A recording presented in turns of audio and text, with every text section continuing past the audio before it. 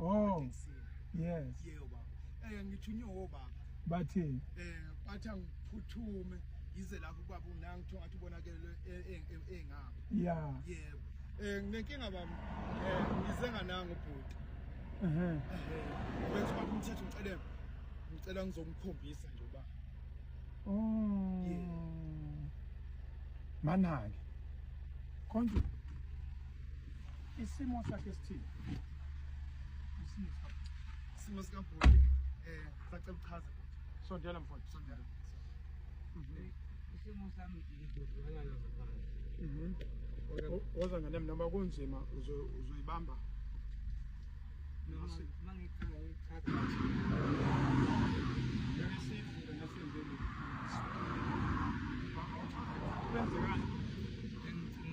2018 mangafuthi singaba nenkinga ngola Yes. so kwahamba kwafika mangifika eThekwini kwa esibhedlela said Edens bathola ukuthi ngine lokho kuthiwa penile cancer. So ukuyitreat kwabo bathi ukuyitreat ukuthi be-operate la. Yes. Besike nala. Yes. And because abakwazi ukuyibamba ngoba singene kakhulu. Yes. So ngayitreat-ke ngahamba kokwenza i-treatment Albert.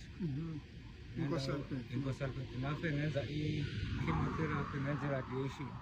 After i-radiation basebethi right sungazenza ama-follow up course sebeqedile bona ngoba ngangenza u-31 days ngihlale eCleveland. Yes. So mase ngenza ama-follow up kuhamba kwesikhathi before nje lockdown.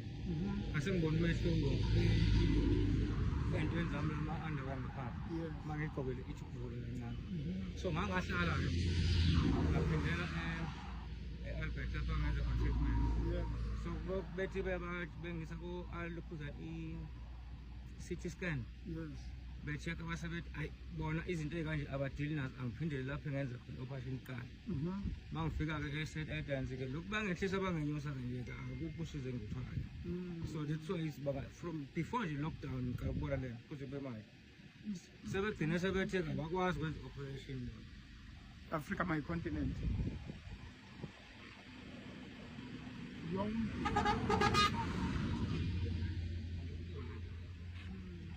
So la emaceleni ngithanda ukuba ne-linkage kancane.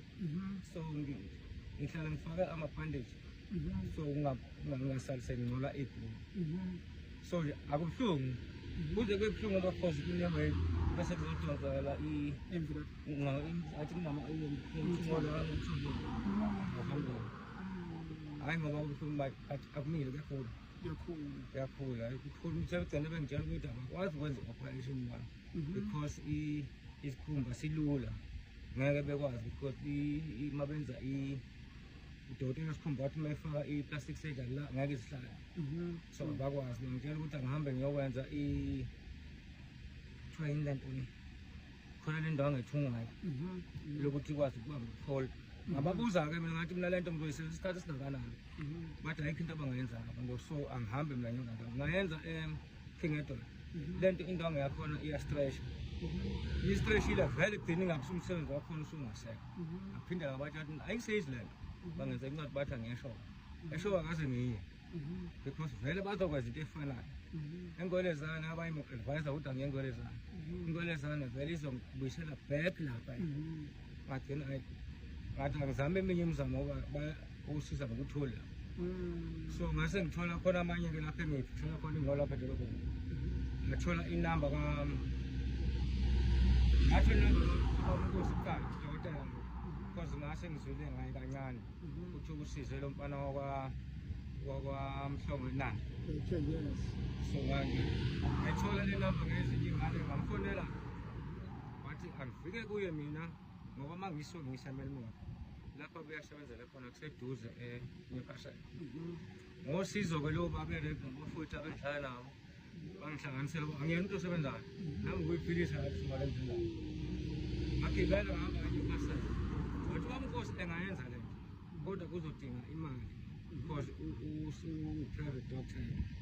Umsebenzi ewenza wonke wathi i-procedure yakhe u-30,000. So bese kuba 904 we-admission fee khona. So ngizazama usizo because nami lona ngiyalifuna usizo angiyena umuntu osebenzayo kodwa manje kuzogcina sekungibamba ngasakwazi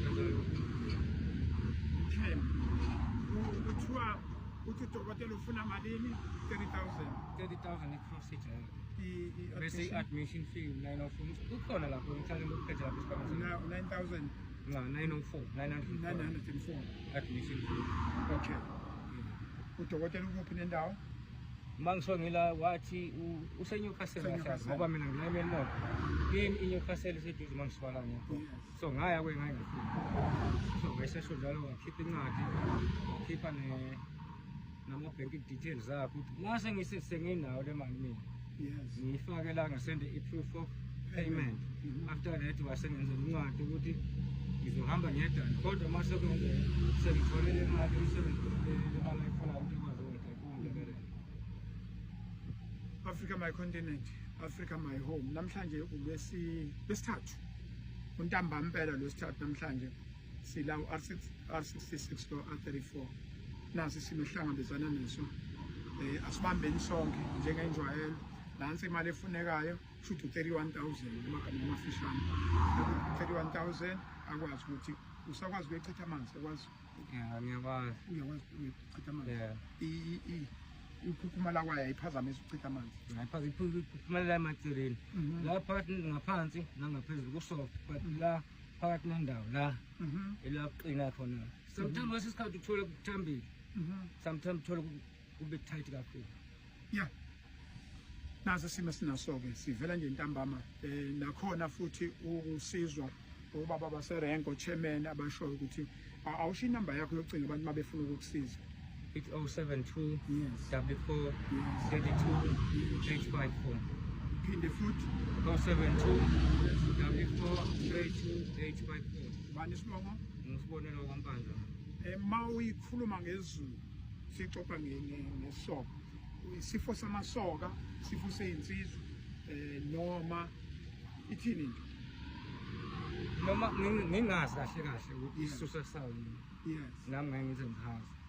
Kodwa mangibuza uNtando lo wasenando ukuthi yena kwenzeka kanjani naye kimi kwenzeka exactly njengakuye. oh yes Ngoba ngicathi ngangihamba nawo mfowethu isisha eThekwini Yes. okuba buthuleni.